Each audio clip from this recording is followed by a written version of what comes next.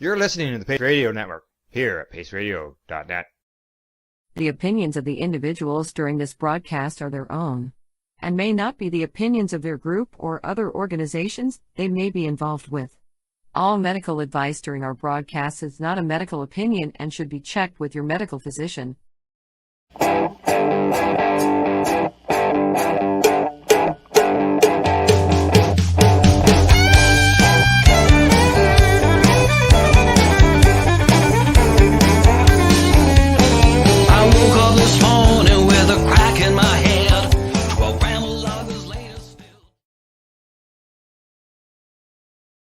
Good evening, everyone, and welcome to the Pace Radio Show. We're live here at paceradio.net, as well as cbgtv.com, as well as their social media locations.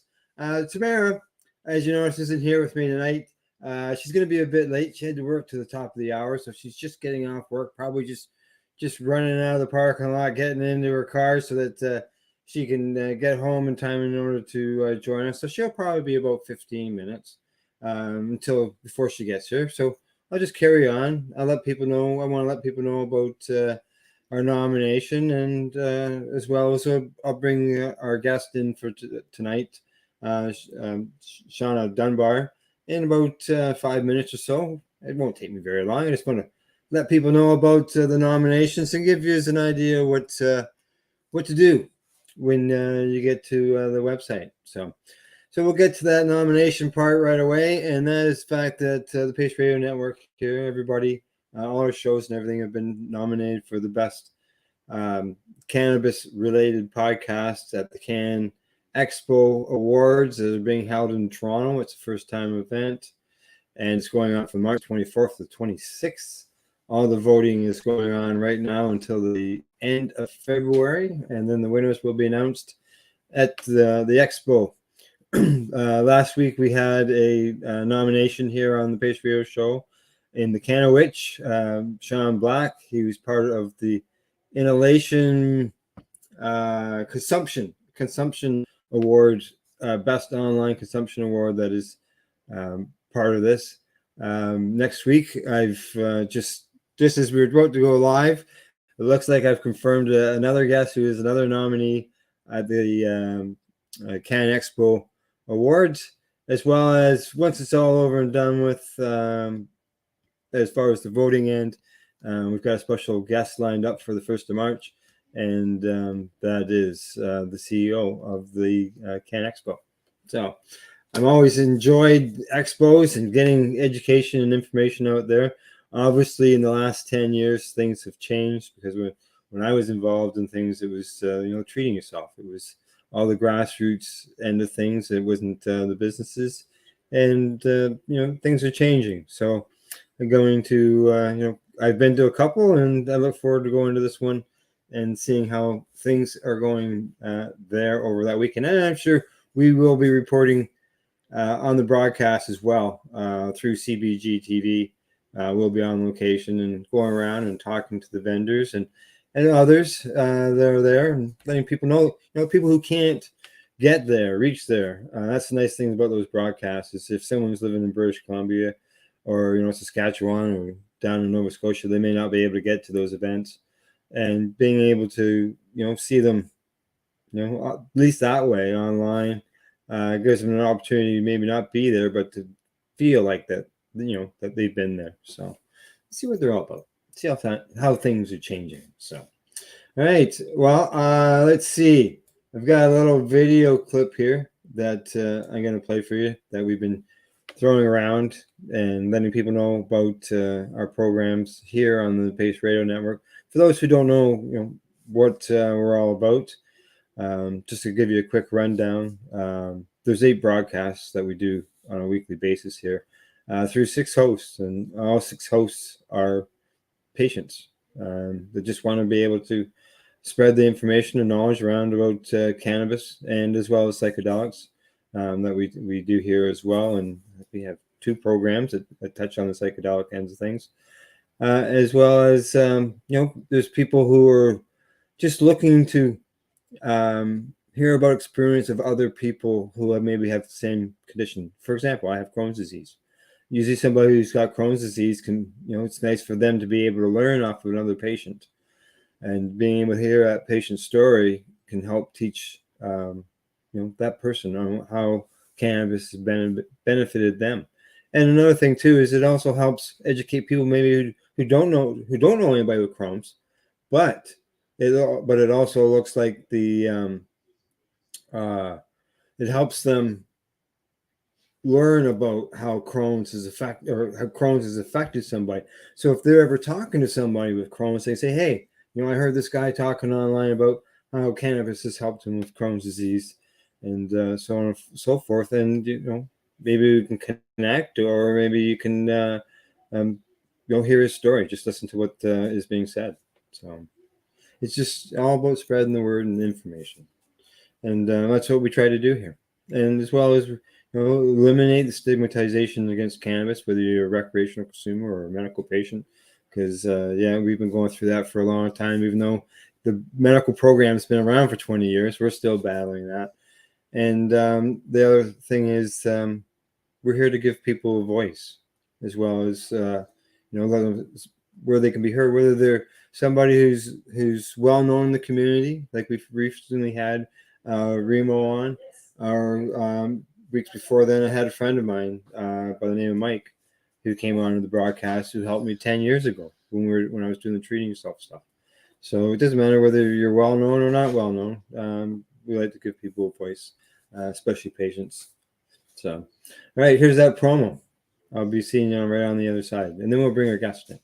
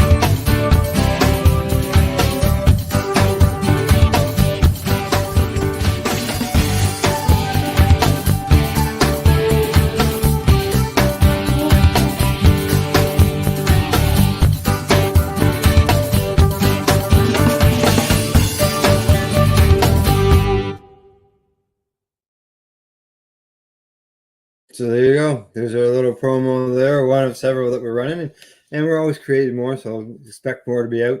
As it mentions, go to the CannExpo.ca website, click on events, and on the drop-down menu, you'll see where it says Cannabis Influencer Awards. Click on that, and then you'll see all the different categories and all the different nominees. Just click on who you want to vote for, and then at the bottom, you put your name in and hit the submit button. It's all over and done with. And you can vote once a day. So get your votes in, vote for people you want. And if it's a category where you don't know anybody and you don't know who they are, then you can avoid that. You're not required to click on every category, but vote for as many as you can. Right? Okay, other than that, I say that I think it's time to bring my guest into the broadcast. And at this time, I'd like to welcome Shawna Dunbar to the Pace Radio Show. Welcome, Shawna. How are you doing tonight?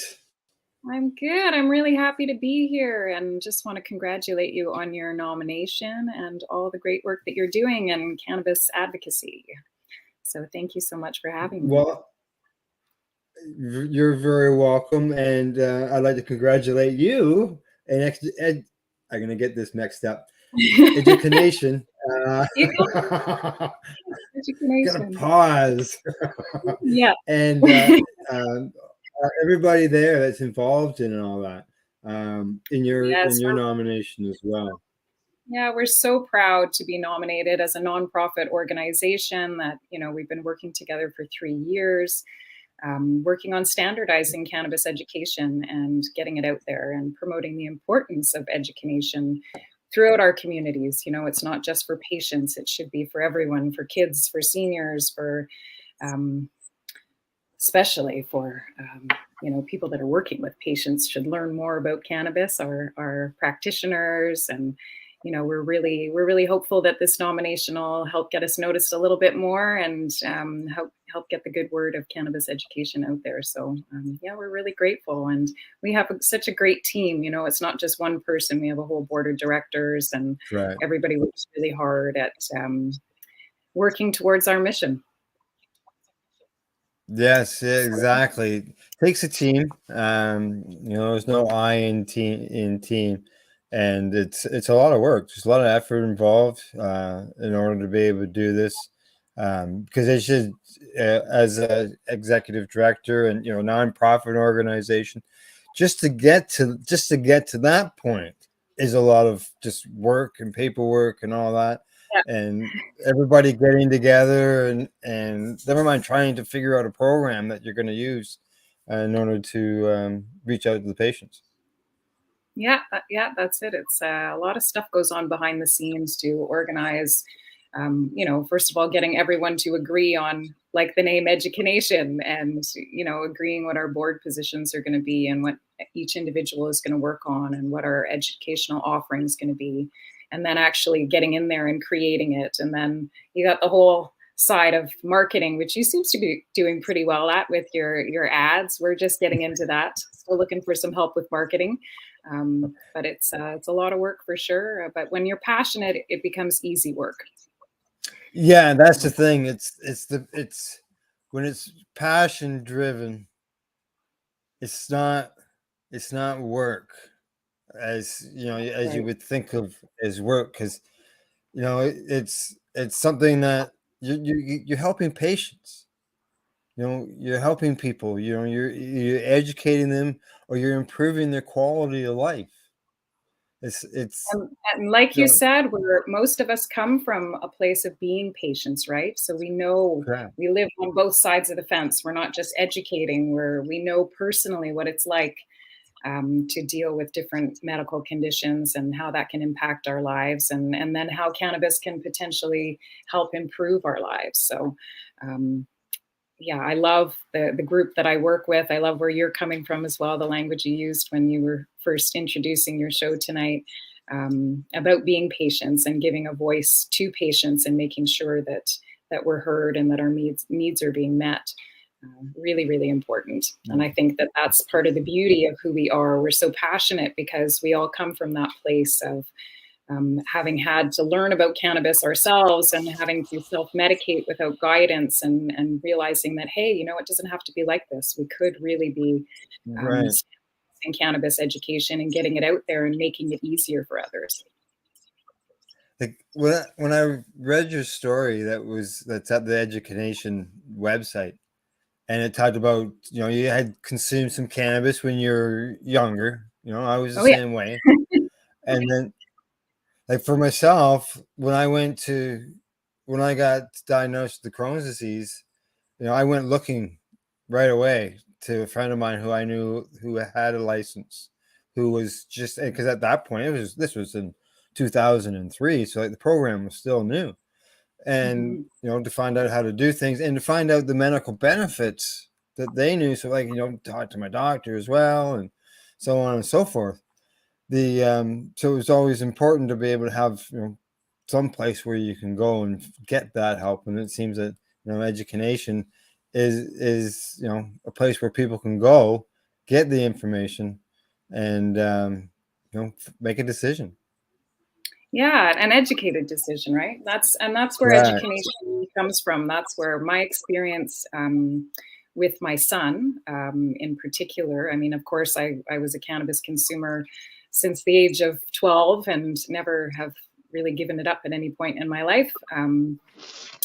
But it was really the experience that I had with my son that drove me towards developing the idea of EduCanNation. Hi, Tamara. Right. Hi. There's Sorry, Tamara. How you? I'm here now. So nice to meet you. Nice to meet you too. I'm sorry, I'm just running in from work. So That's welcome. Yeah, okay. Tamara. Tamara is located in British Columbia. So, Okay. yeah, but she's So it's only in 6 Central o'clock here. America. Yeah, it's Okay, 6 so that's why o'clock. you just finished work. 6 Nice. o'clock. Yeah, it's kind of interfering with my podcast, but we're working on getting that changed so I can only work till 5:30.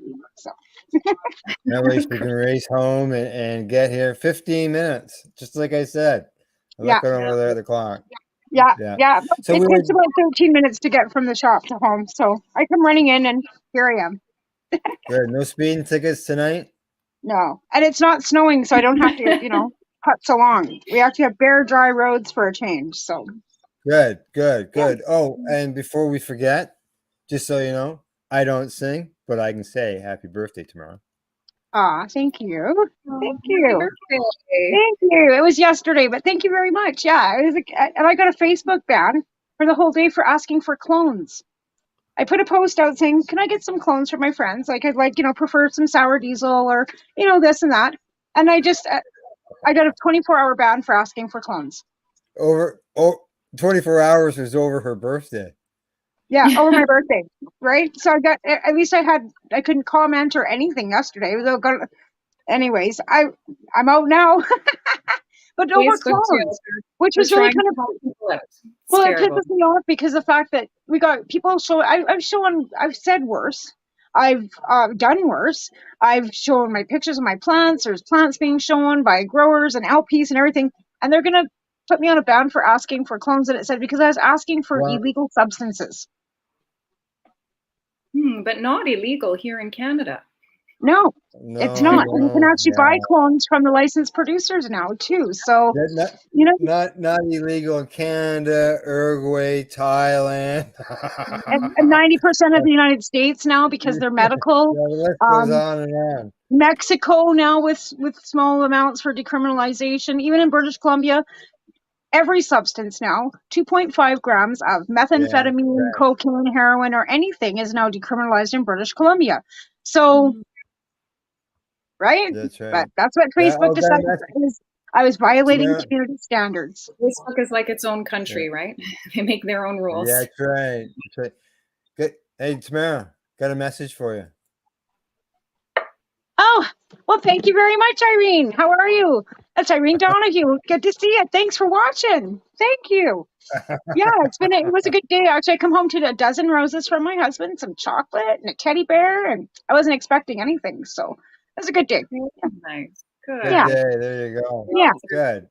Good. And happy Good. Valentine's So belated to everybody else, I guess. All right. Right. There's that.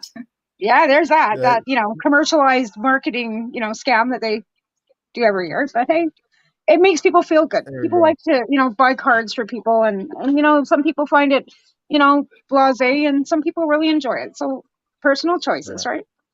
Yeah, for Exactly. sure. Okay. Just so you know, Tamara, to get you caught up, we've just briefly gone over a little bit as far as letting people know that Shawna and EduCanNation has been nominated at the CannExpo Awards That's terrific. here in Toronto. But we really haven't got into a lot of what EduCanNation does.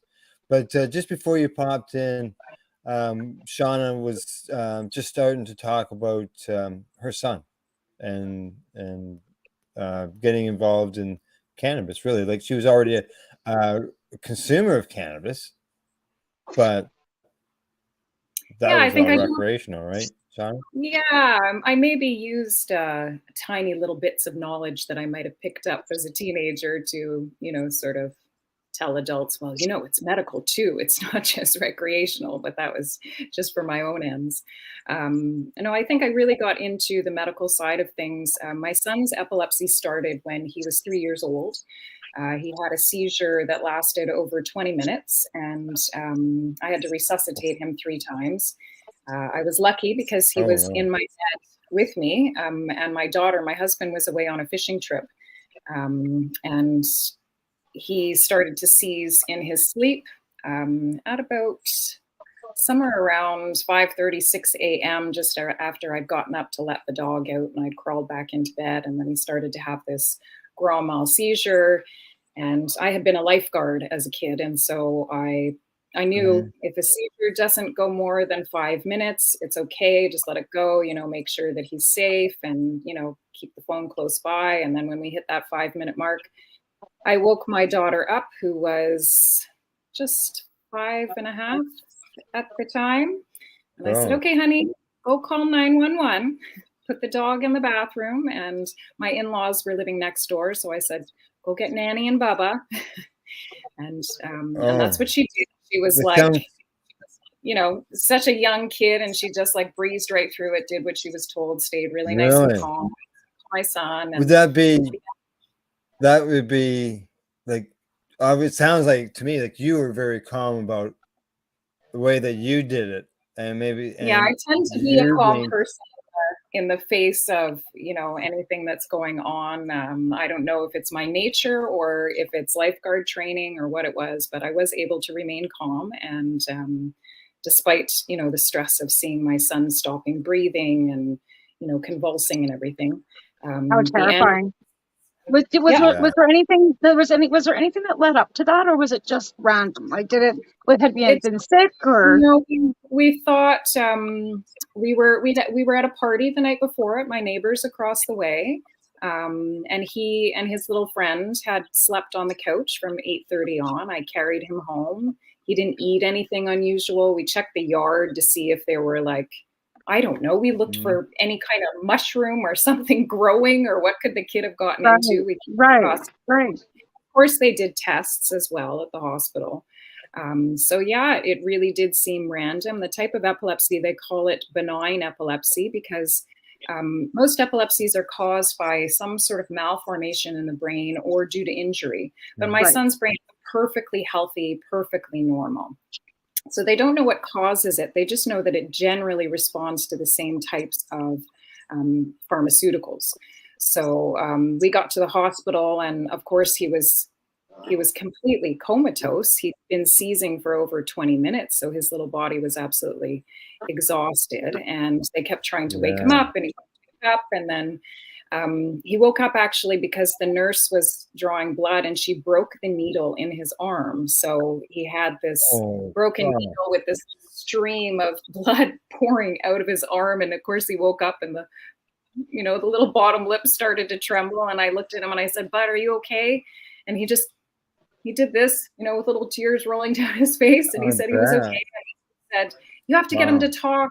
He probably has brain damage and he probably can't speak. You have to make him speak." And I looked at her and I said, "Go out of here, get someone who knows what they're doing. And my son is fine." He said, "He's fine. He's fine." Like, I just knew in my heart that he was fine. You trust your motherly instincts. Yeah. And no brain damage from that seizure. But of course, we were obviously freaked out, and we did what the doctors told us.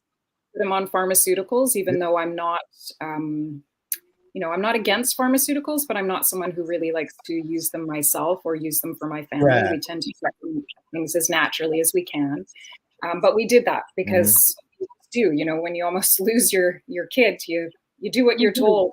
You take the options that are available. Yeah. So we did that for, I guess, about 4 years, and until I really started to realize, all of the side effects from the pharmaceuticals. Like, his memory was really kaput from this. They put them on benzos, right? Which are really, really highly addictive, and they have all sorts of side effects. So his memory was going, and it was another neurologist that pointed out to me that it was the medication that was doing that. And we found that, he had a little bit of hyperactivity, and I felt like it was changing his personality, it was influencing his. It absolutely does. And I will say this because from somebody who has to take pharmaceuticals for pain sometimes because the cannabis isn't enough, it does change your personality. It does change the chemicals in your brain. So anybody who tells you that opioids don't change your personality, they're lying, because they do. Yeah, absolutely. They make you grumpy and kind of just bitchy. They do. That's what they did to me. They just make me that's why I don't take Percocets anymore or any of that, because it made me grumpy and bitchy, and prednisone and prednisone just made me woo, woo, woo, woo, woo. But I have rheumatoid arthritis, so I had to go through this regime of trying to find. So I totally understand where you're coming from with that. Yeah. So that's when I started researching natural alternatives. What else can I do? I do everything else naturally at home. What can I do for my son and his epilepsy? And of course, everything I came across was cannabis, cannabis, cannabis. But I could not find information on what cultivars am I going to be using? How am I dosing him? How much am I dosing? How often? You know, these types of really, really relevant questions I couldn't find answers to. And so I just kept at it. I spent 2 years researching myself and reaching out to everybody that I possibly could. And I have to say that I got in touch with some really incredible people who helped me out. Like Corey Yelland was one of the first that helped. She's amazing. Yeah, I love Corey. Yeah. And so eventually, what happened that made us do the switch from the pharmaceuticals was there was actually a shortage of his pharmaceuticals. And the shortage was in place because, they're controlled substances, right? People do use them. They sell them on the streets and they, get high and all of this. So they're only allowed to produce a certain amount. And unfortunately, the medication that my son was on was being prescribed more and more, especially to children with epilepsy, because it was one of the medications that came with the least amount of side effects. But this meant a shortage that lasted for a year and a half. And when I went to the pharmacy to say, to renew his prescription, as I did once a month, she said, yeah, I've got none left. And I said, okay, no problem. Give me the no-name brand, just switch us up. And she's like, no, I mean, seriously, I've got none left. I've been begging, borrowing, and stealing from pharmacies all across Canada for the last 6 months to supply your son. And I have none left. There is none left. Oh my gosh. Like, oh my goodness. Could you not have notified me 6 months ago that this was an issue? And, of course, she said, well, her hands were tied. She was not allowed to inform me of this. What? And she felt terribly. This poor woman was like, obviously I'm freaking out, right? And she goes into the back and she comes back with this paper that was issued by the government that stated, here's the shortage. This is why it's happening. And basically, we don't know what to do. So what we're going to say is we'll give, offer clonazepam as a substitute to help with the withdrawal, because the withdrawal could kill the patient, right? You can't just stop taking these types of medication.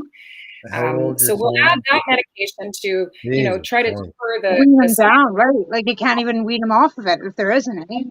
The clonazepam is like 20 times stronger than, so his 20 milligrams turned into 1 milligram. How do you wean off of 1 milligram afterwards? And then they offered 2 other medications for the epilepsy, one of which came with the most common side effect was irreversible liver damage. So he would have to undergo blood tests every 6 weeks to check his liver function, at which point, if there was damage, they'd only find out afterwards, and it's irreversible. And then the other medication came with the side effects of suicide. No. I was like, no, this is like, no. And that was what pushed me to just say, like, this is the sign for me to take the dive into cannabis, because this seems to be the safest option for me. So I came home, I counted the number of pills that I had left, because I always had extras. And I literally had enough to safely wean him. Just like exactly enough to safely wean him if I started weaning him that night, which I did. Not even having access to cannabis at the point, but I was just like, that feels like the safest thing to do. And I got on the horn. Every single person that I knew in the cannabis industry, patients, anybody who knew anybody. And I finally got, I guess within 3 days, I was driving 14-hour drive with a buddy of mine to a buddy of his place, who's a veteran in Ontario, who, was able to get his prescription covered because he was a veteran. And he and another veteran put aside portions of their prescriptions to be able to supply my son for a year and a half until we were able to obtain a legal prescription, which was incredible. Like, I'm forever grateful to these 2 veterans for doing something that, number one, is illegal, but, they knew that it was the right thing to do. We've all done that. You know what? That's, we've all, like, when it came to other patients, don't feel bad. You're not alone. We've all done that. And, it's just the part of what you do. That doesn't, you don't even think about the legalities. It's taking care of somebody that needs it. They didn't care. They would have taken the fall for it too. They would have. Yeah, exactly. I've Exactly. done it. I've done it myself. I did Me 6 too. months house arrest. So Exactly. All right, sure, yeah. ladies. That It's the break. are we break time? Yeah, break. It's break time, but we'll come right back to this when we come back after break. Sounds good. Little bio break. We'll be right back. Yeah, that's right. And Tamara and I continue our discussion with Shawna Dunbar when we get back. You're watching the Pace Radio Show. We're live here on paceradio.net.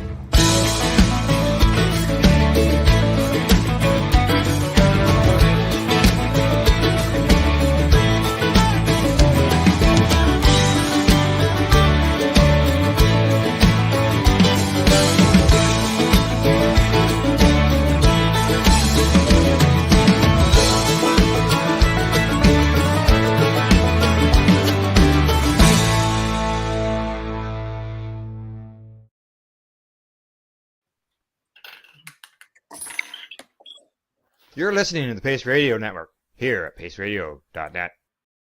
Cannabis edibles are an effective way to manage pain and other ailments, especially when you deal with your trusted partner, Legacy 420, in Tyendinaga Mohawk territory.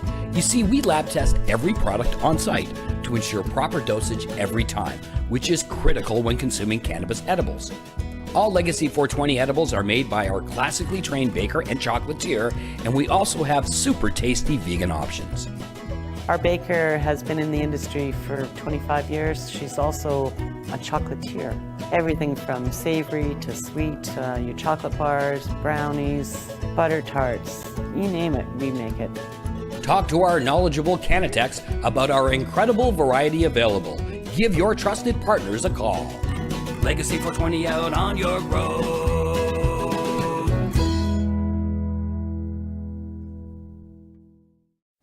In February of 2022, the Victoria Cannabis Buyers Club and Ted Smith were fined $6.5 million. This for helping 8,500 patients with access to medical cannabis.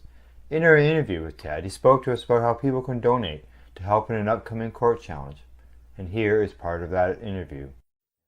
From what I've seen lately, I believe that you've got something that you're trying to do as far as fundraising to deal with this next court challenge. For now, people can write checks directly to Jack Lloyd Law Corporation or send e-transfers to save the VCBC at gmail.com. I guess those are the two easiest ways for people to help right now. Pace Radio is the people advocating Cannabis Education Radio Network.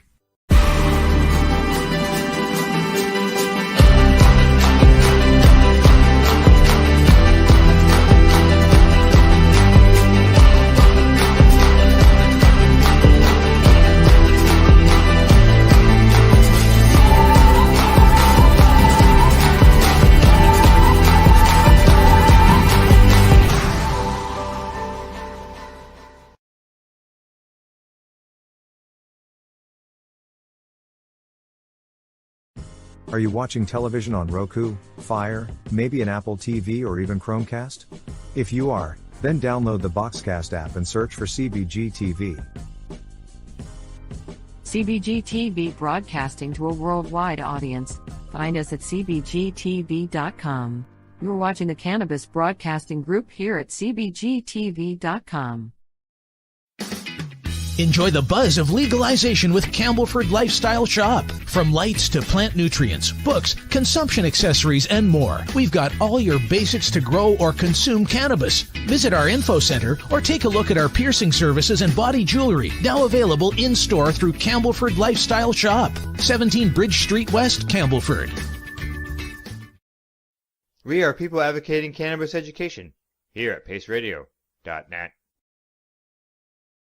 Hey, welcome back. Thanks for tuning in to the Pace Radio Show. Tamara and I are joined by our guest, Shawna Dunbar of EduCanNation.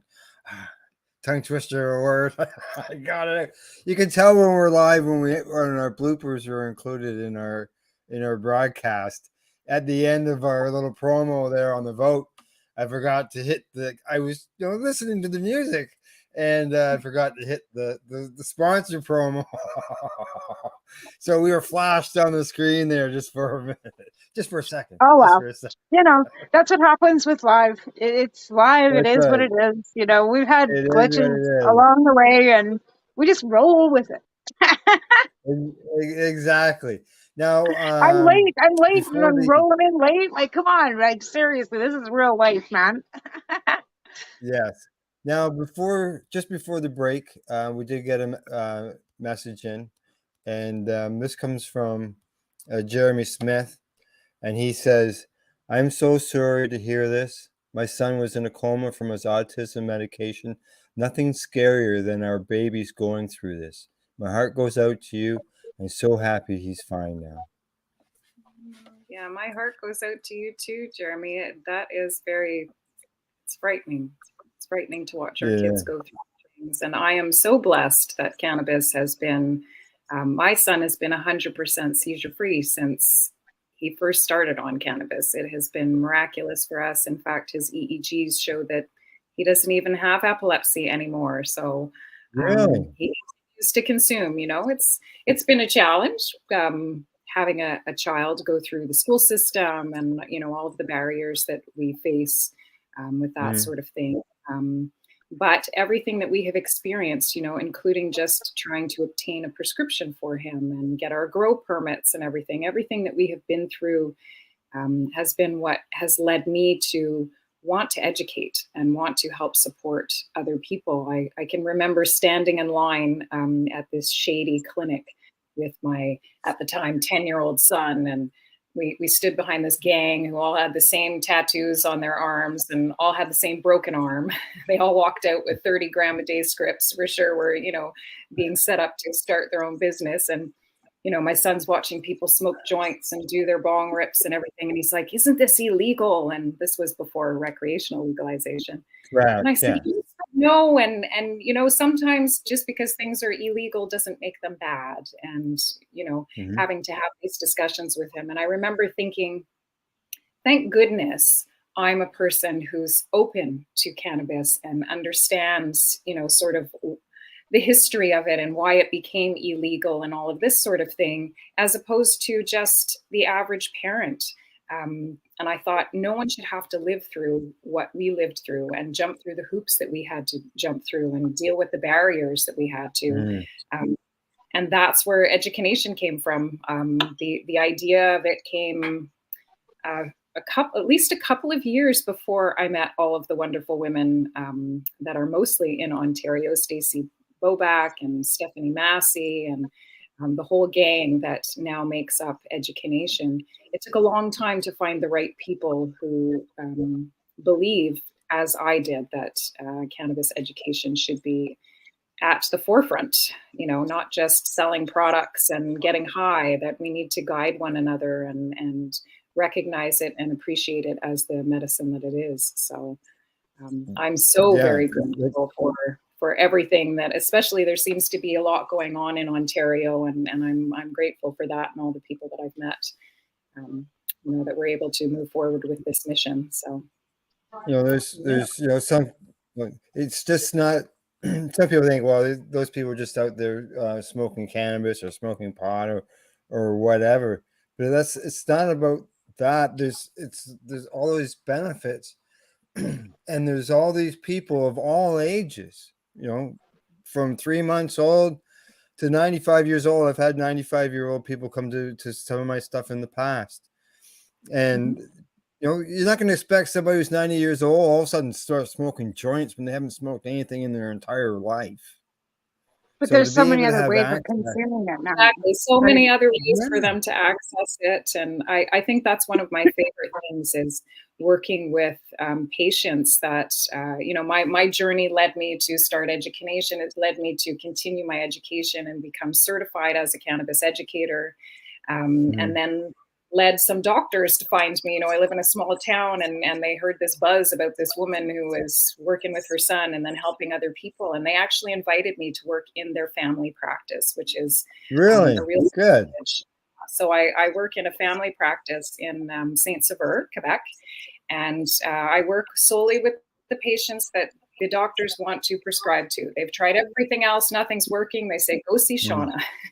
And so I've had the privilege with, you know, with just a ton of different types of patients, different types of conditions, all different age ranges from young kids to, you know, seniors to, you know, I can remember working with a 98-year-old man who was consuming cannabis for the first time in his life, you know, and get to experience the benefits that they get.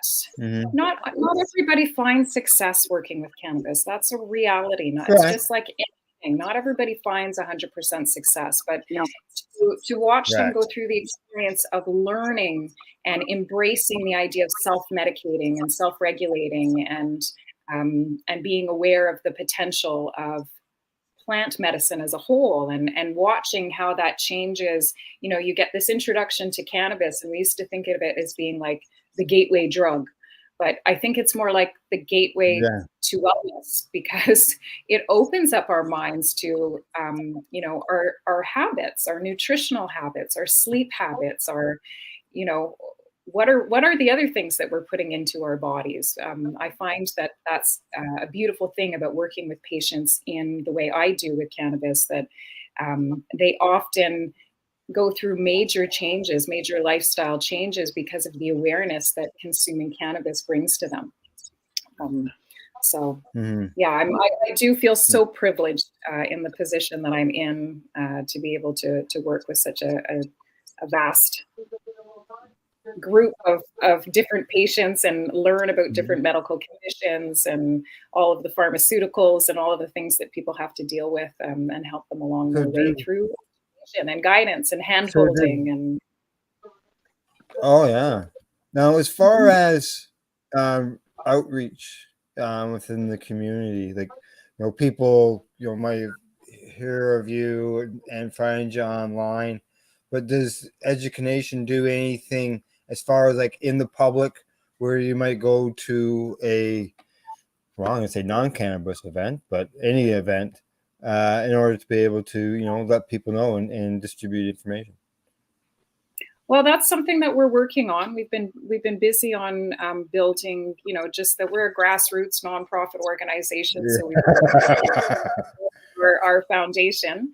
And right now we presently have 3 different levels of membership. So we have our basic membership that's going to be launched in April, which we are opening up to the canna curious, cannabis patients, cannabis utilizers, anyone who wants to learn more.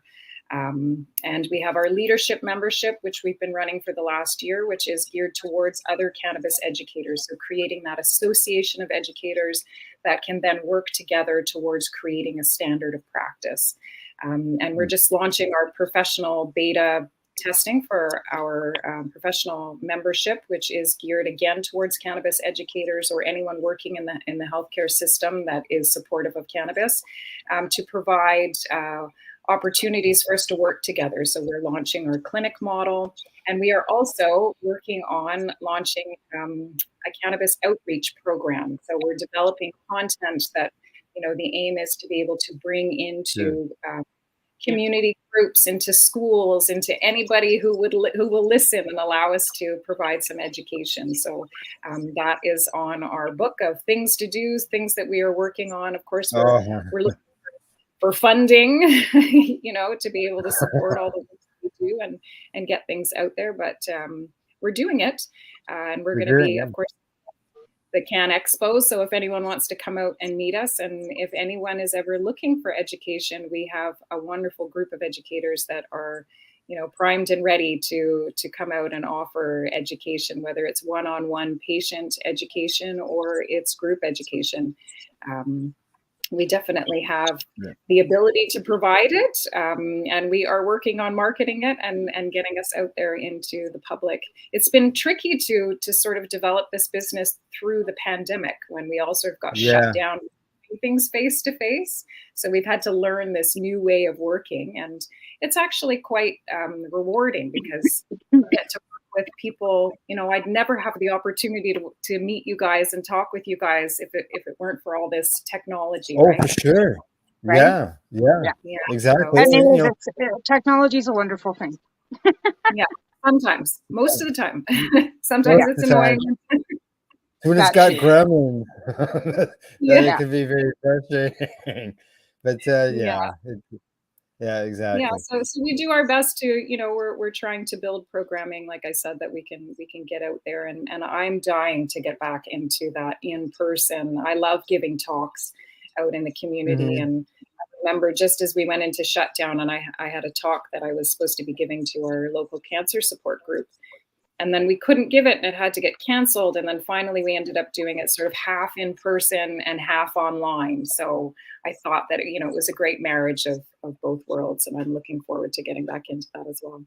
Yeah, the technical end, this end, the digital end, it allows us to reach so many people, and you can still do your education.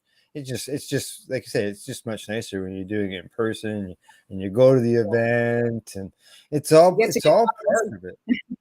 Yeah, it's all. I miss the hugging part, that endocannabinoid boost that we get when we give each other hugs, right? Right. That's Exactly. Yeah, it's been a while since I've been to Ontario. It's been quite a while, actually. Yeah, quite a while. And are you going to be coming out, Tamara, for the CannExpo? No. Oh, Unfortunately, I have a job that I can't leave, and I've got a shit show of a household, and no. I was telling Shawna, you got 10 puppies. No, there's 9. 9. But I got 5 cats and a 13-year-old, and I've got a full-time job, and I'd love to. Like I said, when I was able to come out to TY and do all those things, prior to, I could, because I was in an area where my mom was, so I could just drop the baby with my mom, and I didn't have a menagerie of dogs, so I could actually travel. But I got myself into this situation, so it's tough for me to get away. But I'm supposed to be in Ottawa in May, so I don't know. I don't know. It's tough. Yeah. I'm just a few hours away, so I'll be down there. So we'll be able to get to meet in person, Shawna, over that weekend. Yeah, I'm looking forward to that. And Tamara, if you're in Ottawa, I'm not far from there. It's just a couple of hours. We'll have to see what happens here, because I'm in BC, so I have to fly quite a long, so it's all about whether I can afford it and who's going to pay for it, and if my EDA is going to pay for me to fly to Ottawa for the convention in May, I just might let them. Sounds like a good plan. You never know. It could be an anonymous donor all of a sudden shows up at the last minute with a plane ticket. Here you go, Tamara. You just never know. Right. So no, because it's I doubt it, but you don't know. Now we've been talking about the awards and you guys being nominated, and some of the things that you do and you're going to be doing with the outreach. Just to get everybody to know, I've just got the CannExpo awards here on the page. If I can bring my mouse over, and it's pretty easy. Yeah. You just there's the stuff, right? And all you gotta do, you just click on their on the person's name or the group or organization's name, and there. Here we are here, right there. You're down. You're right here. EduCanNation. ECN, right? CN, yeah. A little easier, eh? So ECN. Such a nice logo. I like that. That's really nice. Yeah. ECN. And we're also so proud that those you see yeah. there's Andrea Maharg and there's Alex Burnett. Those are also members of EduCanNation. So we're really proud, and we'll be happy if one of them wins instead of really? Yeah. And we also have, scroll down a bit, there's Ika Washington, who's been nominated, and she's on our advisory committee. So we're feeling really good about, having so many partners and members that are being recognized for the great work that they're doing in cannabis and in cannabis education. Right here. There's Ika right here. Yeah. Yes, great. That's what, 4 of you, 5 of you, 4 of you. Yeah. That have been nominated. Yeah, that would be 4 of us that are all part of EduCanNation. So yeah, we're really proud about that. And we know that they got their nominations having nothing to do with being members of our organization, but we're, just as proud to have them as members, and encourage everyone to vote for their favorite educators and all of the other right. Yeah. Absolutely. Well, here's the different awards. There's so nice to have most influential. Yeah. Oh, sorry to cut you off, Paul. I was going to say it's so nice to have recent education. Yeah, I'm on satellite internet out here in the country, so it sometimes isn't the best. So sometimes unfortunately there can be a bit of delay. So I'm just going to quickly go through the awards. Most influential on social media, the podcast, best cannabis educator, biggest cannabis trailblazer, best show of cannabis consumption, most inclusive and diverse advocate, and most popular online grower. So people are growing. Now, to be honest with you, what I find is these days, because of the way things are and time and stuff like that, there's not a lot of the people I know. Congratulations to all the people who are nominated for all the awards, but it just shows you how the times have changed. Like just over these few years over the pandemic, where the people that we would normally maybe see, like Tamara and I might know, now there's a whole list of people who they're involved in it. They're getting recognized for the work that they did, just like we did years ago. And it's great to see that our voices have gotten bigger as time goes on. Yeah, absolutely. That's another one of the good things about technology, is it allows more people access and gives more people a voice. Well, legalization has actually really done huge things. I mean, the medical patients, of course, are left behind in the whole legalization aspect of things. But in hindsight, some of us also see it in a little bit different light. The fact that people have access now. So even if they're medical patients, you're buying from an LP as a medical patient, you can buy the same things in the stores. So you have better access, and people that would normally not try cannabis at all for medicine would still not try it if it wasn't legal. They wouldn't be able to get anything. They wouldn't be able to Google what might help them, because let's face it, a lot of information is available online. That's how we've educated ourselves, and between that and educating and talking to each other and reading books and all kinds of things.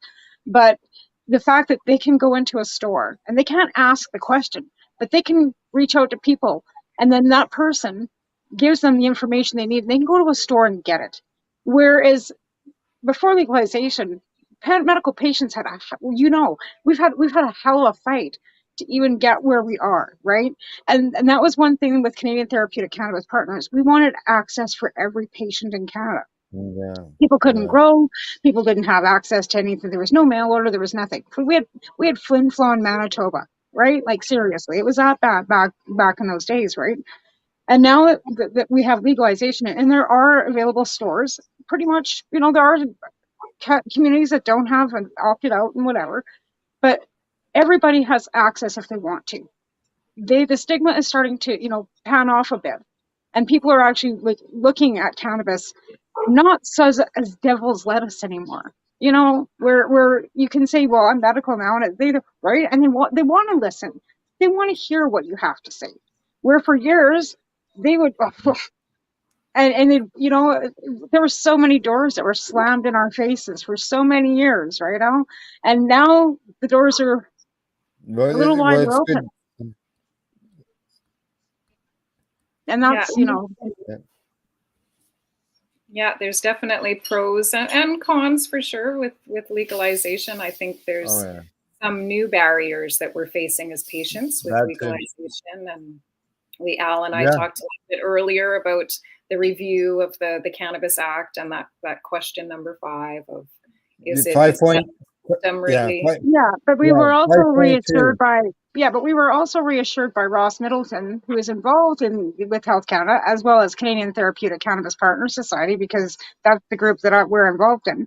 And Ross has been in contact and was in a court case, and he was on our show and assured us that really is not going to be an issue. Well, you know what else has come up since then? I saw recently posted recently was at one time, like there's the Cannabis Act review, and then there's supposed to be also a medical review of the medical program, separate. That's supposed to be done somewhere, I don't know, it was 2013 or 2023. I mean, sometime this year.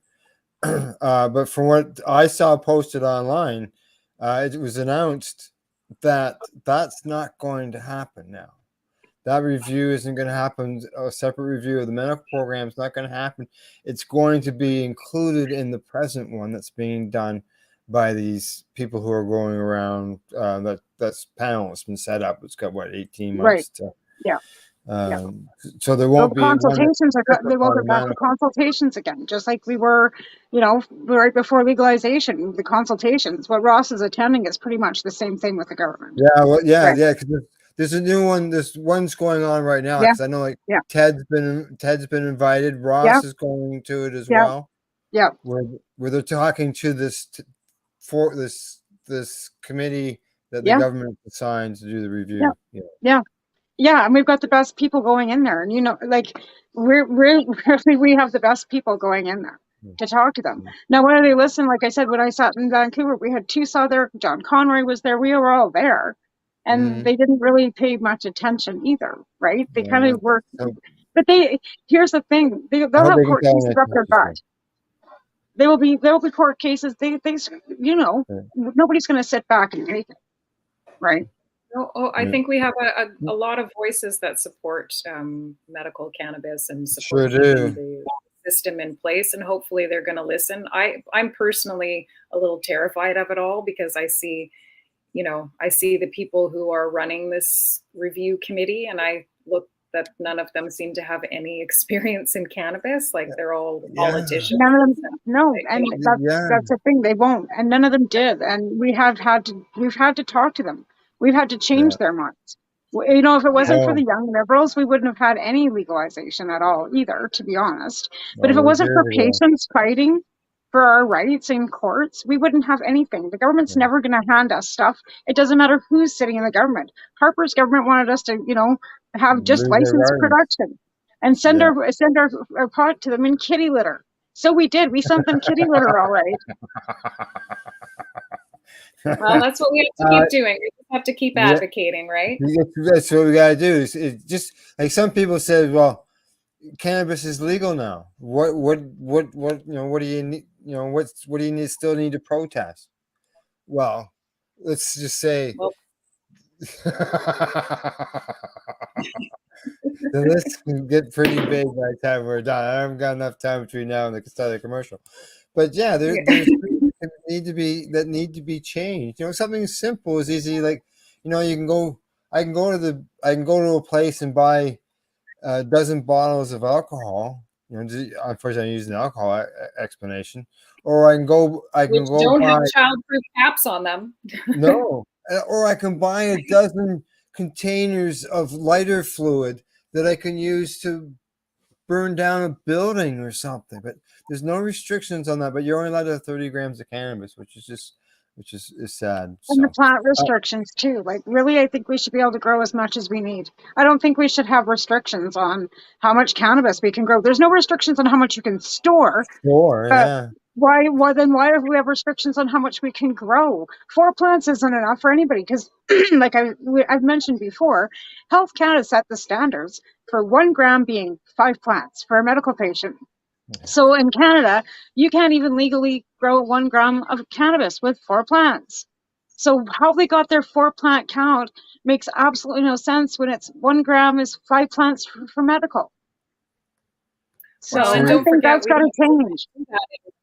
In Quebec What was or that, in Sean? Manitoba, right? You can't grow it. Yeah, We can't absolutely. grow No. Yeah, I know. Quebec, same thing. Yep, we know. with the medical system. And Well, there was and a also court think case. about pediatric access, right? If we say, oh well, it's legal, you know, but if you're not of legal age, then what happens? Where does my son get Exactly. his supply? Yeah. There's Two issues comments. there. 2 comments before we go to break. This one's from Irene Donahue again. She says, "We all know what has to happen with the medical program. I just wish the government would listen to us." We could all Until agree Health with Canada Irene. recognizes medical, okay, and I've said this 100,000 times, Ellen, you know this. Until Health Canada recognizes marijuana as medicine, we're done. They won't do anything. There's never going to be anything any further. We have to push for them to recognize cannabis as a medicine because they don't. And that's our biggest barrier right there in a nutshell. And that's it, in a nutshell. They do not They have to recognize it as recognize medicine. it. They're not. So here we are. And that's Jeremy says that he's reached it out as well, and he says it's like calling a mechanic and a doctor and letting them operate. Yeah, we need to have industry professionals be involved in the Cannabis Act review, and as we all said, yeah, yes, you know, they're not yes, they're not what we like to see. That's for sure. But again, how do we get them to recognize cannabis as a medicine? Yeah. How do we get them there? That there has been, I just heard this and I didn't dive into it, but I heard that there was being issued a DIN number for a certain cannabis product. So that's a good step in the right direction. The veterans have had DIN numbers for 10 years. The government has been supplying veterans with a DIN number for 10 years. There's no excuse for them not to be able to give us DIN numbers. That's just another bunch of horse fucking. So they can give DIN numbers. It's an easy peasy fucking thing to do. And I'm not even going to, the veterans get them. But that's it. We give it to the veterans, but not to the rest of the veterans. That's right. Again, it's that easy. But we still have to get them to recognize cannabis as a medicine. We need the doctors, the professionals that are signing licenses to get up and actually fight their colleges and physicians. Because again, this is another issue. Every healthcare system is provincial. It's the college and physicians in every province that are restricting our doctors from learning about cannabis. So it's not the government, it's the college and physicians and our doctors and our nurses that have to open their eyes. And they have to start pushing the government to recognize cannabis as a medicine. So we really want to fight. We have to fight with the college and physicians in our provinces. Because even without legalization, even without restrictions and all, it's the medical program's only here because the courts ordered it. That's right. But your college and physicians, I fought for my license in Alberta. I had to fly to Ontario to get Dr. Cameron to sign my license in 2012 because the Alberta College and Physicians would not allow the doctors. I got my license signed here in British Columbia. I went to get my renewal. My doctor's clinic would not allow her to renew my license. I got one doctor in Hannah that owned his own clinic. And when I was living up in Coronation, that signed it, and he didn't give a shit. He didn't believe it worked, but he believed in quality of life. So he signed my license for the 3 years that I was up there. But he wouldn't sign anybody else. I asked him, can I bring patients to you? Can I have you sign other people's? Told him the issues. No way. He'd sign mine. All right, we gotta go.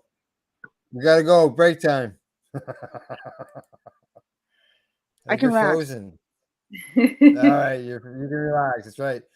We'll be right back after our break with our guest, Shawna Dunbar. You're watching or maybe listening to the Pace Radio Show here on the Pace Radio Network. We get funky.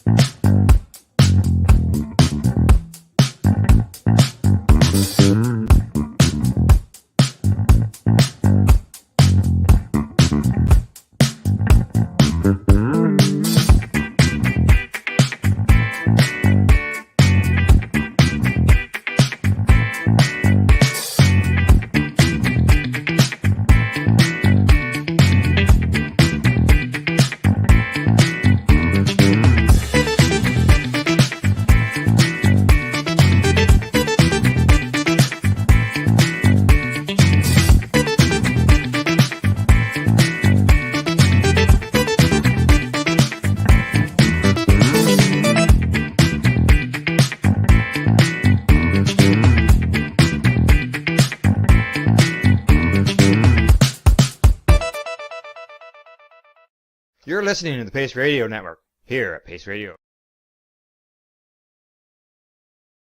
You're listening to the Pace Radio Network, here at paceradio.net.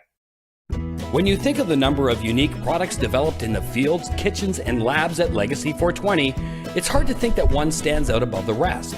But tell that to the thousands of people who have tried this amazing breakthrough product. This is our Sacred Salve. This is actually our extra strength. It comes in 5 different strengths. It's all natural, all organic. It typically works within 10 to 15 minutes of putting it on. It's good for arthritis, it's good for inflammation, any kind of pain. We're very proud of it. Sacred Salve, so easy to apply, along with soothing relief. To select a strength that's right for you, come in and talk to your trusted partner. Legacy 420 out on your road.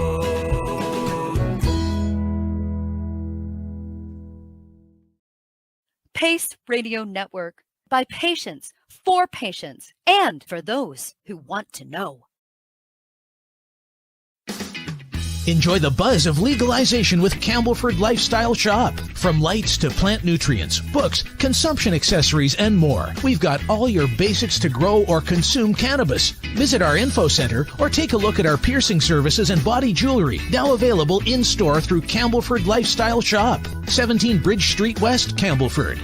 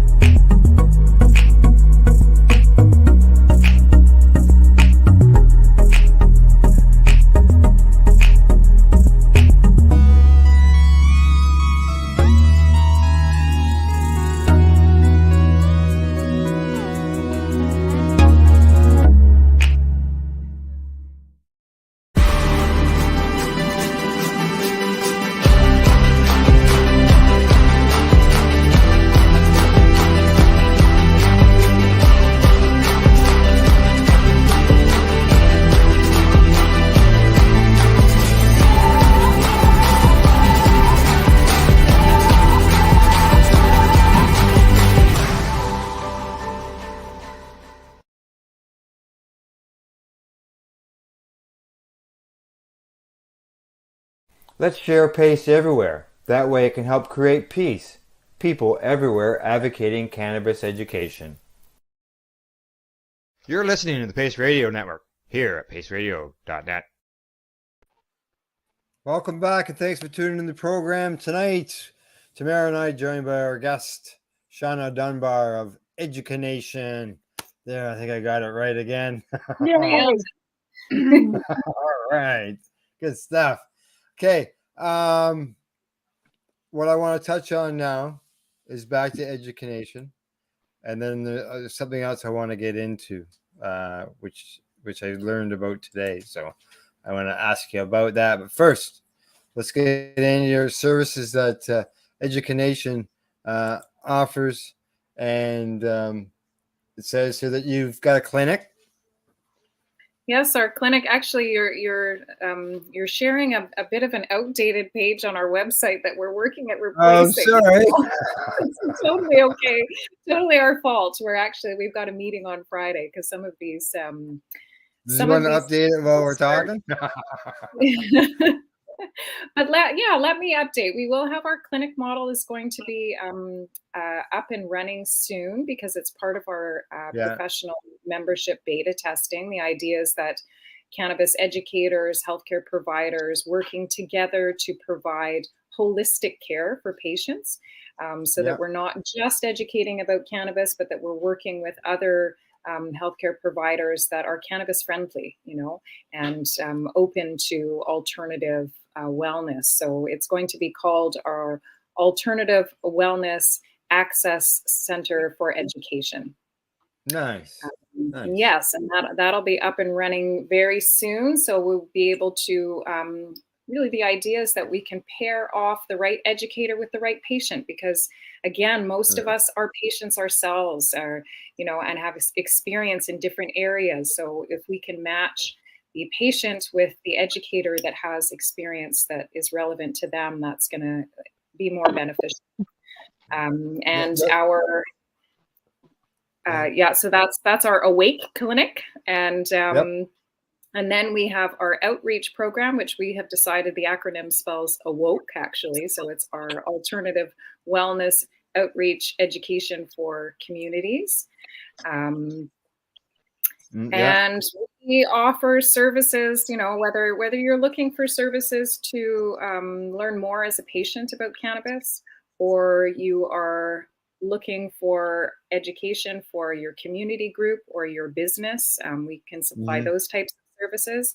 But really right now, our main focus is creating our Educators Association, which is what we've been running, and providing support for other cannabis educators and helping promote their businesses. So we run a business support group every second Tuesday. We have our Friday speaker series, which is continued learning for educators, thinking of some of our upcoming topics. Like we have a homeopath who teaches about homeopathic cannabis, who's going to come and teach our educators about that. We're going to learn about genetics and how that comes into play with how our bodies react to different cannabinoids. And so we're always trying to, when we're working with our educators, to really just help enhance their education and their continued learning, so that they can service, their clientele as best they can. And we hope one day to become recognized by the government as, the governing body, just like we have our colleges, right? That our doctors have to answer to. Well, why can't, it's clear that cannabis education is needed. It's clear that doctors need it, and pharmacists need it. For sure. Yes.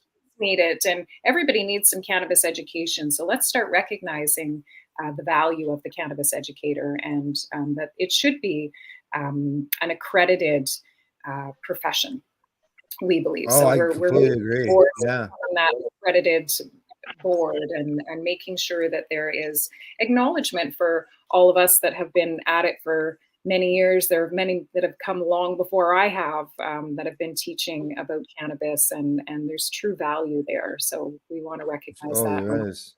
We'll jump on board at some point. Lots Now of work. now you also run a business end of things, as far as like you've got this end of stuff, but you also have a consulting business or something? Yeah, that's right. I work, I think I mentioned before that I work with in a family practice, and I have other doctors that have found me along the way.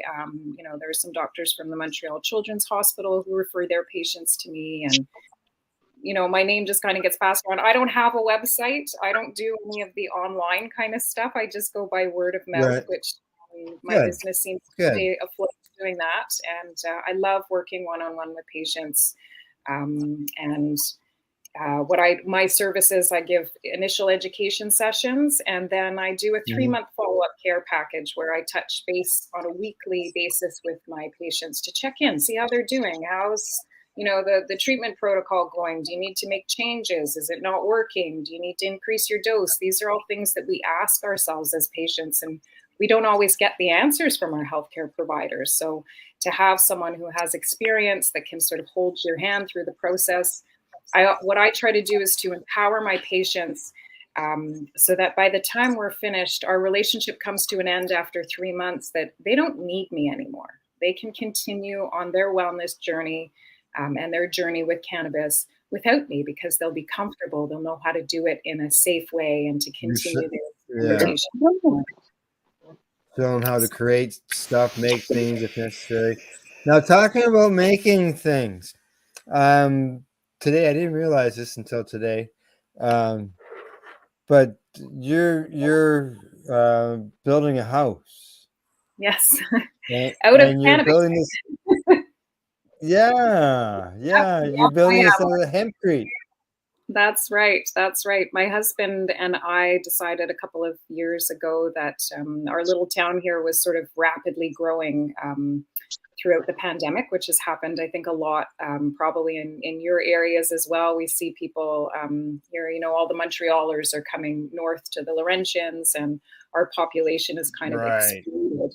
And we don't, I still love my little town of Warren Heights. I love my community, but I don't feel like I have my little peace and quiet, my little corner of peace and quiet like I used to. And we really felt like we wanted to be more self-sufficient and to build something that would be sustainable and would be around long after we were gone for our children and for our children's children. So we bought 11 acres of land, not far from where we are now. It's about 20 minutes from here in Gore. And we are building a home, and we've started with our garage, which was a great test. My husband's actually been building houses for over 30 years. And I was lucky enough to have a dad who taught me, all the basics of electric and plumbing and all that kind of stuff so that I could, be a self-sufficient woman. And so we're applying our skills to building a home out of hempcrete, which we came to the decision, we looked at all sorts of different natural building materials, and hempcrete just, I don't know if it's because I'm so passionate about cannabis that I drove that bus, but I mean, the properties of the material are incredible. Hempcrete is made using the hurd, or the center core of the cannabis plant or the hemp plant. And its job in the plant is to manage moisture. So, if the plant needs more moisture down below for the roots, or if it needs more up in the flowers or the leaves, that's what this core does for the plant. And it actually, even after you chop it all up and it's dead, it will continue to function in the same way in your walls. So it becomes this, you mix it with lime and a pozzolan, which is really just like a binder. And it creates this concrete-like insulation. It has amazing insulation value. It's 100% fireproof. It, like I said, manages moisture. So your ambient moisture levels or humidity level in your house will always be super comfortable, because if it gets too dry, it's draw some moisture from outside. So it breathes. It breathes, exactly. So no plastic vapor barriers go on your hempcrete walls.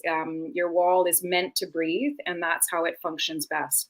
And the lime really helps it. It prevents it from rotting, essentially, or it helps manage that moisture as well. It's rodent proof, it's fireproof, bug proof. It won't mold, and it has. It actually gains strength as it ages. So in 100 years from now, my house should be stronger than the day that I built it, which is really quite incredible and goes against our building practices right now. Right now, our building practices, we build a house to code, your lifespan of your house is 40 years before it starts to fall apart and develop mold issues and all of these things. I think that's disgusting. That's like our consumerism at its highest. Build a house that's out of plastic that's going to fall apart in 40 years. It's terrible. So we did our research, and we decided to go with hempcrete. It is it's an incredible process. It's a lot of work. It's all done by hand. You make your mix up and you put it in buckets and you dump it in your framework in the walls, and you tamp it down by hand with a specialized tool, which is just a little piece of wood on the end of a stick, and you tap it down. You go round and round and round and round and round until you build your layers. The garage took us, I guess, about 4 weeks. This is all including this is the walls. Like, it's not just the foundation. You're going all the way up. If you like a garage, you probably got like 10-foot walls. Yeah, so the garage is a 2-story building. The foundation is a traditional cement foundation. We have to do that for code. I wouldn't use hempcrete for that. It's not considered structural at this point. It hasn't been approved. It does have structural value, but it's not yet gone past that testing point. So it's really just used as an insulation. And that's created by all the little air pockets that get created by the way that the herd sort of sits together with the lime as it sets How up. thick is it? How thick is it? Is it just... You determine the thickness of your walls based on your climate. So here in Quebec, we need to have a 12-inch wall because we need to reach that R value, right? There's right. Yes, we have to have by code, we need to be up at R28. And so the 12-inch wall gives us that R28. And then and it's built just like a stick frame house in the way that we're doing it. So you have your regular, studs and your wood framing. And then you put these framework on the outside in 2-foot heights. And that's where you fill in. And then you move the formwork up. Okay. And then afterwards, so you're enclosing the wood frame inside the hempcrete. Exactly. So then you have no thermal bridging, right? Because your studs are enclosed. There's no thermal bridging, which is fantastic also. That becomes the skeleton. And then it gets just parged with lime, lime plaster on the outside, and the inside I'm actually going to learn from a guy who did his house out of hay bale, and he learned all of the old plastering techniques through that. So he's coming to teach me all the plastering techniques to be able to use on our place, and that's going to start next week. I'm super excited. We're starting on the inside, and so on the inside, all your exterior walls will be the hempcrete, whereas your interior walls would be probably, I'm assuming, a drywall, I guess, whatever. No, my husband and I. What would you? You're framing like inside when you're framing off rooms. Would you? Yeah, well, we're sort of. Well, we can do plaster as well, right? We can do the lath work and do traditional plaster work. Yeah. I'm going to do that in some areas. Like this guy's going to be able to teach me Tadilact lime, which is a Moroccan lime technique that produces a waterproof wall. So I'll do that in the bathrooms. And then we've been scavenging for the last few years. So we have we have a collection of doors. We probably have like 100 doors or something, solid wood doors, which we could use for, paneling on the walls. And we're trying to do things as sustainably as possible and not buy much in the way of new materials, other than what we really have to. We're also building an attached greenhouse on the house so that we can grow our own food. And we're going to build a root cellar so that we can store the food. And we're going solar. So we won't be completely off-grid, as off-grid as possible, as self-sufficient as possible. And we'll have nice big gardens for all our cannabis plants. So you're just doing the garage now, and then you got to do the house after that. Yeah, the unfortunate part with hempcrete is that it's very... you can only work with it in temperatures above 5 degrees, because anything colder than that, the lime won't dry properly, and it'll just kind of freeze and crumble. So we finished our garage. We were grateful because we had a couple of warm weeks in October, and we were able to get the garage finished because we were very last minute with that. And we'll be starting the house hopefully in April, May kind of thing, and where my husband and I will live in the upstairs of the garage while we're building the house.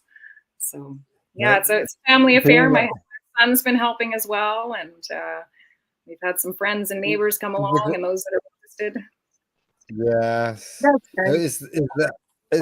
Is the house going to be like, I don't know how long it took you to build the garage. I'm just sort of thinking, like, is the house going to be a bungalow instead of a 2-story? No, it's 2-story. We're actually building multi-generational so that my mother-in-law can live with us. And then, as we age, that the children can kind of just shift in the house, and that it'll serve them as well. So it's a 2-story building. We took a course on hempcrete, and the instructor said, "Oh my God, you guys are ambitious." Like, he's been doing it for years. He usually only builds Yeah, one-story buildings, and he's I like, I can't know. believe we're doing two-story buildings, but we're ambitious. What can I say? Yeah, exactly. It was about 4 years ago. There was a tour that was set up here in our area where we could go to different houses like yours.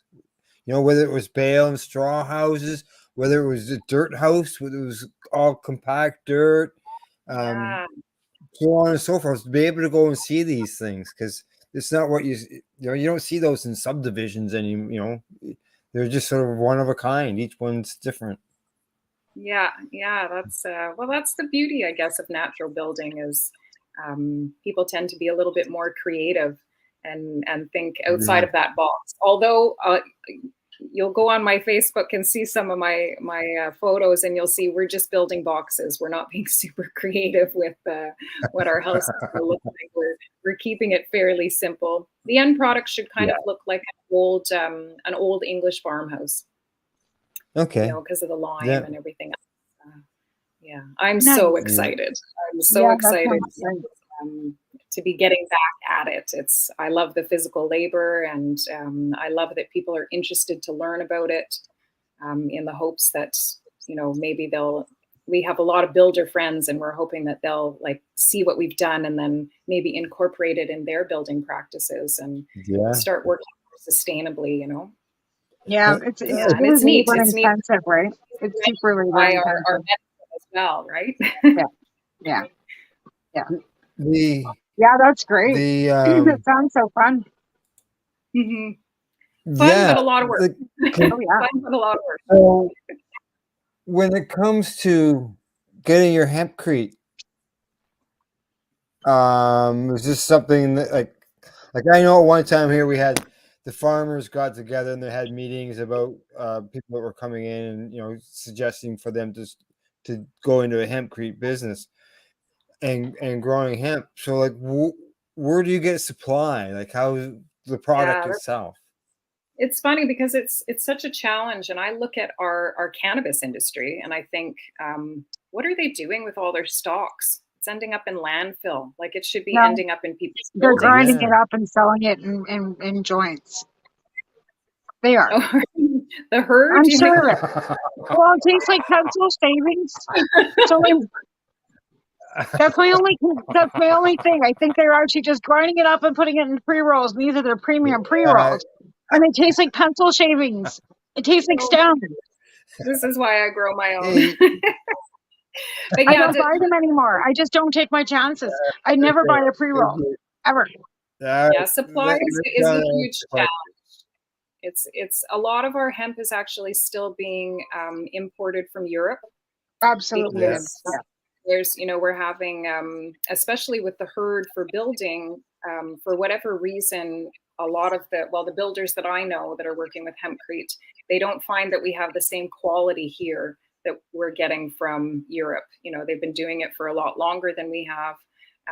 And getting lime is also can be a challenge, you know, to get the supply. So like last year we ordered our hemp and we got quoted on $1.77 a kilo, and we ended up paying $2.81 a kilo by the time it got delivered because of the challenges. And it's like, and lime's really hard to get a hold of right now. I know because I'm working in a gardening center, and it's because of the war in Ukraine and Russia, because that's where all the fertilizers and that's where a lot of that stuff comes from, right? So it's really difficult when they're all fighting over there for us to get the supplies that we need over here for our gardens. In fact, we're having such a tough time getting fertilizers. It's bad. Oh yeah. It's going to So be when you go start building again, when the temperature comes up, and you're gonna like you order your hempcrete, it comes to you already mixed and ready to go, or like oh no, we get the herd comes from one place, we get the lime from another place, we get the frozen one from they come in last year we got them in 50-pound bags, and our mixer isn't big enough to handle the 50-pound bags, so we had to weigh it out into quarters. Okay. Yeah. mixes. So we had a scale going, and I was lucky because I was also a medical secretary, and my doctor retired, and he was like, "What am I going to do with this scale?" I said, "Well, I need a scale for measuring my herd and my lives. That's what we use it for." And we mix it up. We had no running. We still have no water up there. We have a well, but we had to pump our water out of a lake down below and haul it up. We're on this big ridge, so that was a challenge. And we just, every mix gets done individually, and it's neat because throughout the day, It's like making cement. Okay. Yep, absolutely. But you have to pay attention because your mix is going to change. As it gets a little bit hotter, you're going to start to have to add more water. If it gets cooler, you have to add less. It'll change as you go. So you really have to pay attention. But if you're enjoying it, you're going to pay attention and come out with that product. And we're grateful that we had the opportunity to start with the garage, because we learn, like, when you take the formwork off and you see your work of all these lines of hempcrete that have been tapped down, you can say, hey, wait a second, I know someone wasn't paying attention at this part because it's not tamped properly. And then you can kind of calculate and remember who it was and get everybody working at the same pace. So you'd have to go around, touch up spots like that, I assume. Yeah. Sometimes we had one area where obviously someone dumped a load of hemp in and then went for a lunch break or something and didn't tamp it down. When we took the formwork off, it was like this big loose hole. So we just, it's easy enough to fill it in afterwards and make up for your mistakes. And then, you're going to be parging it anyway afterwards. So that kind of all gets buried. Sometimes it's a shame that it's getting buried though, because I don't know if you've ever seen rammed earth. Yes. It has sort of like these striations of different tones of the earth that get packed in. And hempcrete has that same sort of look. You see all these striations. So it actually is quite a beautiful looking wall if it's done well. We might keep a feature wall here or there that we don't finish on the inside, just so that we can see it. Yeah, that sounds cool. Yeah. Well, I look forward to seeing the pictures posted online. If you're here in Ontario a little closer, I'd stop over and see this thing. But well, if you're ever decide you want to come to the Quebec Laurentians, you let me know and we'll give you a tour and we'll put you to work. Right. Okay, sounds like a good time. Tamara, you're a little quieter in this last little segment. You got anything you want to ask Shawna before we get No, into I've been Sharon? listening. I think it's really interesting. I think it's great. Like, it's all interesting stuff because it's all like new stuff, right? Well, I mean, hempcrete. We've got people that we know in Australia that's been kind of doing that kind of stuff too. But in Australia, right? That's great. I think that's so interesting. Yeah, they've been doing it a little longer, it seems there. Yeah, for sure. It's nice to see it coming over this way, though, and absolutely, pay attention. Absolutely, we need to be paying attention to what we're doing to our planet and how we're housing ourselves, for sure. That's why I live in my grandparents' house, and it's lath and plaster still. Nice. So it's probably still standing. So do I. Yeah, exactly. All right, Sean. This is an opportunity for a shout out, person, place, a thing, website, whatever. If you got more than one, feel free. You can add them. Great. Well, you can find me or us at EduCanNation.info. You can reach out to us at educanationinc@gmail.com. As I said, I don't have a website personally. I'm not really great with the whole online thing. But if you're looking for me, you can find me through EduCanNation. We will be at the CannExpo, so anybody that is out in the Toronto area and would like to come and meet us in person will be there. We're giving several seminar talks and several talks on the stage as well.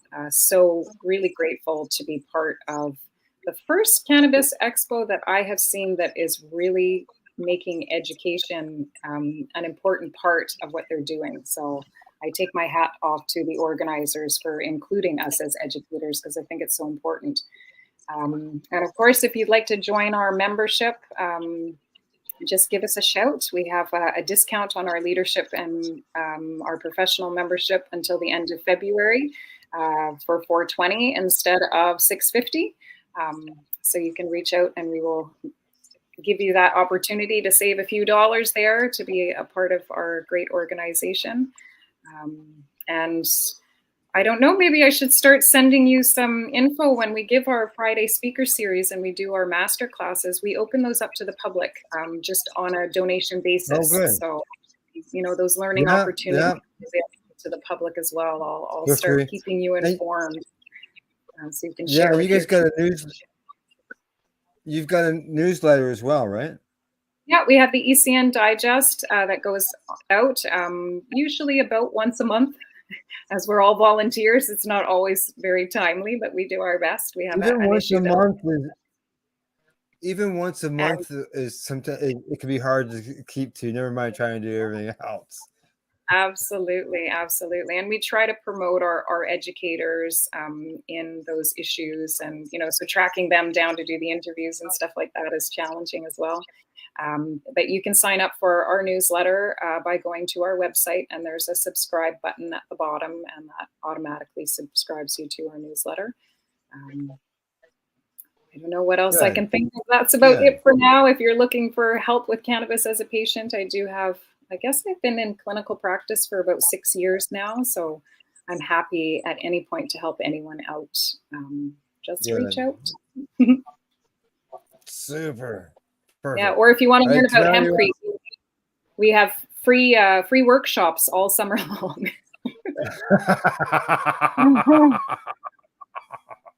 That's good. And you supply the beverages, cannabis. That's beverages. right.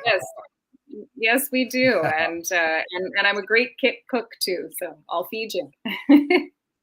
Good. Tamara, you want to say anything before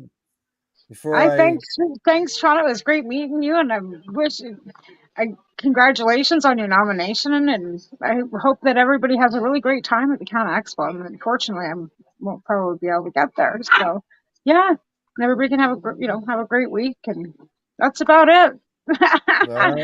Right? Well, like, so just a reminder to let everybody know. Oh, yeah, we got some more of that. Yep. Just a reminder to everybody know that we're back next Wednesday night at the same time. You can find Pace on Twitter. We're on Facebook. We're on Instagram. And there's just so much social media out there. You just can't keep track of it all. Thanks to our sponsors, friendly and helpful folks at Legacy420.com, as well as the Camelford Lifestyle Shop. Thanks to our guest, Shawna Dunbar of EduCanNation. I got it right again. And our joint host, Tamara Cartwright. Thank you to everybody who's watching and listening. And other than that, here's some reggae to remind you to vote.